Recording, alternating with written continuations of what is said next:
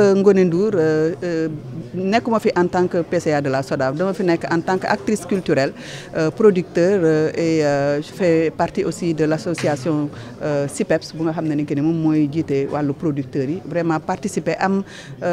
mbégte bokk ci lii parce que pour man lépp lu nga xam ne ni que dafay defar rek nit war na ci mën a taxaw. D'abord damay rafetlu initiative bi nga xam ne ni que ni ça a été pris par kii Ali Beta ànd ceeg benn équipe bu am solo.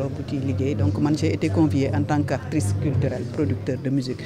pour nous un peu analyser les forces, faiblesses, opportunités et menaces qui dans le domaine de la création et de la production parce que je gère un label de production. Donc li ñu exposé ci biir salle bi bari na en termes disons de points yu nga xam ne échange. Il y a beaucoup de gens aussi qui ont fait des contributions diverses mais li ñu mën a jàpp rek moom mooy que ne aujourd'hui li am solo moom mooy déjà le fait de rassembler les différentes associations yi nga xam ne ni que ñu ngi tourner autour de la musique donc boo xoolee ñu ci bari am nañu taxawaay yu nga xam ne ni que ni dafa ute taxawaay yu ute yooyu moom la saytu jël pour que ñu waxtaan ci pour ñu mën a gis trouver benn terrain d'entente le juste milieu pour que ku ci nekk mën ci accordé wu donc problème mu musique bari na. Financement bi c'est un problème le financement de la production c'est un problème les nouvelles technologies c'est un souci parce que il y a un problème de formation il y a un problème de maîtrise il y a un problème de perméabilité de nos frontières yi nga xam ne ni que ni tey jii plateforme bu jug rek da ngay dugg nit yi di ci def lu leen neex te artistes yi créateurs yi duñ ci gis seen bopp. Il y a un problème de fiscalité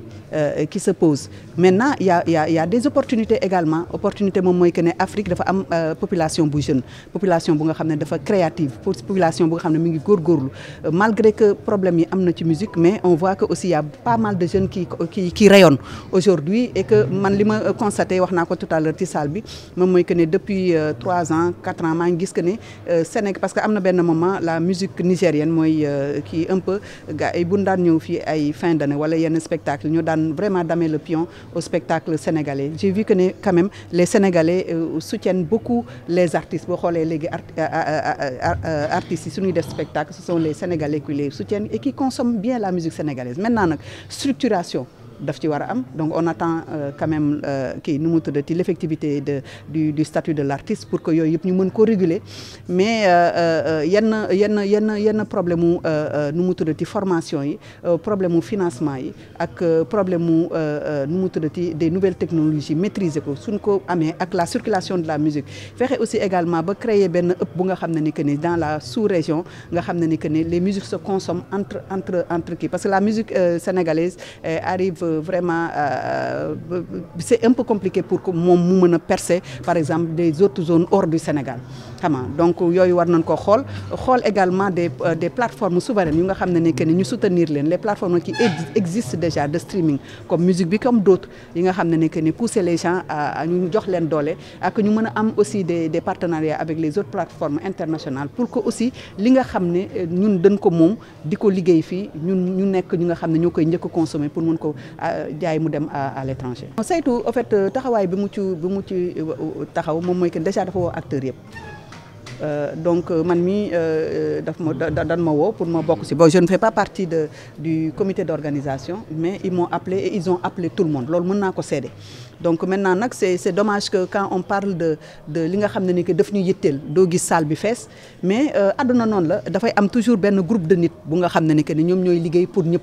Donc je pense que même ñi fi nekkul seen xol mi ngi fi donc et que gëm nañu ne que ni ñi ci fi nekk am nañu expertise bu nga xam ne ni que ni mën nañu porter carrément li nga xam ne ni que ni musique bi soxla na ko sànq directeur wax na ko il faut savoir que la culture du musique rek am na je pense que dina am saytu audiovisuel dina am saytu art visuel dina am saytu ainsi de suite donc yooyu documents yooyu nag bu paree ba recommandation yi gën yooyu la ñuy boole tënk ko comme ni mu ko waxee ñu jébbal ko autorité ñu taxaw ci thème nag pour que yooyu ñu mën ko offrir enfin ñu appliquer ko pour que secteur bi mën a jëm kanam. Aujourd'hui il y a le directeur le président de l'association des producteurs Robert Lawour bu ci revenir man dama ne aujourd'hui ki ñu teg ci culture mën na bañ nekk nit homme de culture mais xam nga lan moo am solo équipe am ñan ñoo ko formé l'équipe qui tourne autour, ses conseillers, c'est qui, est-ce que c'est des gens qui ont expertise bu nga xam ni que ni mën nañ ko apporter bu nga xam ni que ni moom dina mën dérouler l'affaire bi. La personne qui dirige ça importe peu ñi koy kii moom mooy conseiller ñi nga xam ne ñoo ko wër pour mu mën a defal liggéeyam ci jàmm. Ali Beta di artiste pluridisciplinaire et puis di directeur hub artiste du daanu. waaw saytu débaatu wolof la foog ñu toog waxtaan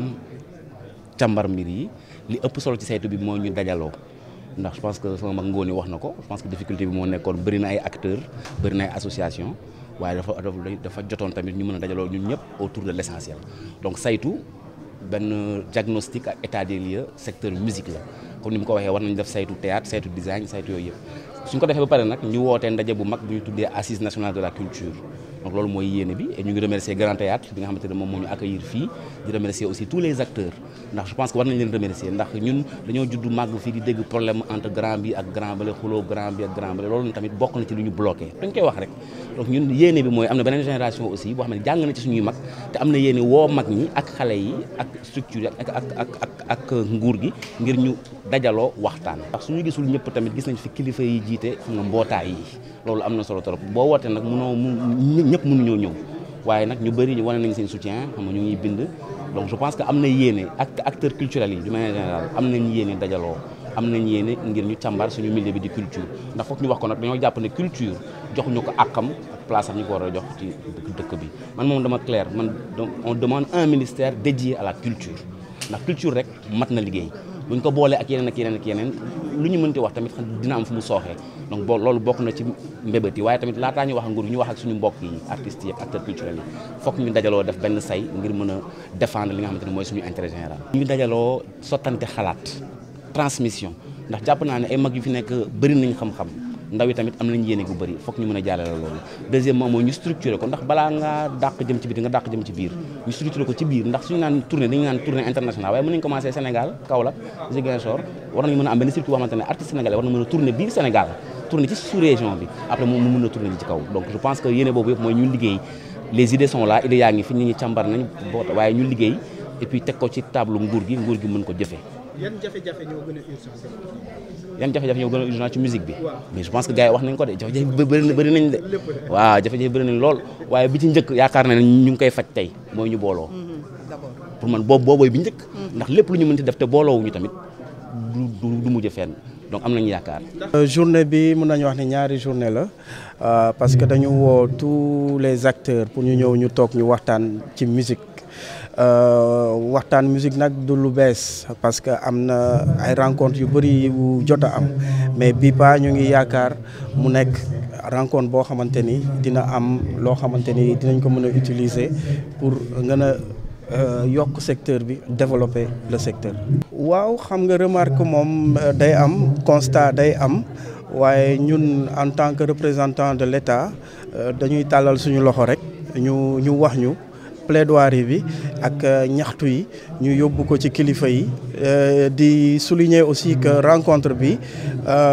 musique la ñu démarré mais dinañu dem ci art yëpp ñu waxtaan comme ça ñu préparer les assises de la culture boo xamante ni le président de la République et son premier ministre dina ñëw fii les acteurs ci boppam ñu wax ak moom tegal ko documents yi ak conclusions yi ñu mën a jël décision yi war. xam nga les jeunes moom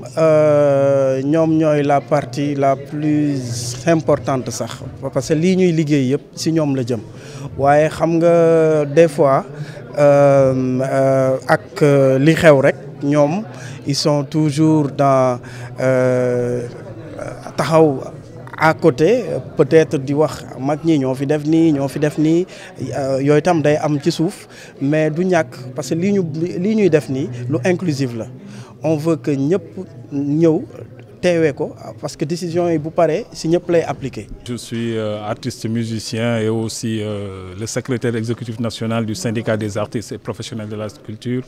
maa ngi nuyu ñëpp di jox ñëpp seen wàccuwaay di gërëm ñëpp Et pour recadrer un peu et pour vous dire,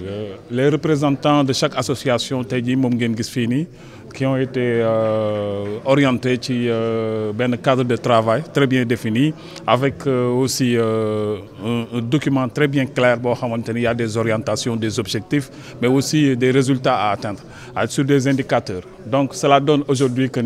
la culture, il y a une phase union. Bimoy Saïtou 1, musique, qui est très important à savoir d'abord parce qu'on va vers des assises de la culture, mais avant l'eau, il fallait faire des Saïtou. Il y a Saïtou musique, il y a Saïtou danse, Saïtou cinéma, Saïtou théâtre et tout. Donc,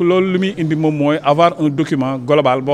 on peut le mettre sur le tableau tutelle, sur le tableau président de la République, sur le tableau ministère, pour qu'on puisse travailler largement et diffuser des travaux. Donc, le travail, Inch'Allah Rabbi. Donc, c'est ce que nous règle le problème, c'est que nous vraiment tout en voyant que nous avons un ministre qui est très bien encadré. Je crois que c'est très important pour que nous parce qu'on a toujours eu des ministres finis ci dëkk bi façon ministre bu ne plus de 25 ministres ci benn durée, mais ce qui est très important c'est de travailler ci benn cadre bien déterminé, avoir un plan de travail, un plan d'action très bien déterminé c'est la tutelle et les acteurs culturels ñom ñoko defando sen bop concevoir pour un travail très bien déterminé encore. Donc c'est très important parce que bobu ba légui ma ngi dégg ku ci nek yaangi wax ci xam-xamu culture bi xam-xamu musique bi et travailler avec les ministères, parler des institutions, c'est très important. Mais les am solo mom moy consensus, les am solo mom moy globaliser, les am solo ba am solo mom moy qu'on puisse se mettre devant tout le monde et leur dire la vérité, mom moy li ñu bëgg mom moy une bonne orientation coachée sur des travaux très bien déterminés bo xamanteni bu ëllëgé dinañu mëna permettre ñu am un plan de travail annuel pour la promotion de la culture sénégalaise, mais aussi pour la protection de ces artistes et le développement sur le plan national et sur le plan international de ces artistes. Pour nous, il faut que des propositions gagnent, il faut que des négociations gagnent. Pour nous, il faut que vraiment que la tutelle et les artistes mën tok moy tay li am fi ni moy ñu wo ñep def saytu bi ñuy def saytu bi nak saytu wan la dina am 2 3 4 5 et ak yeneen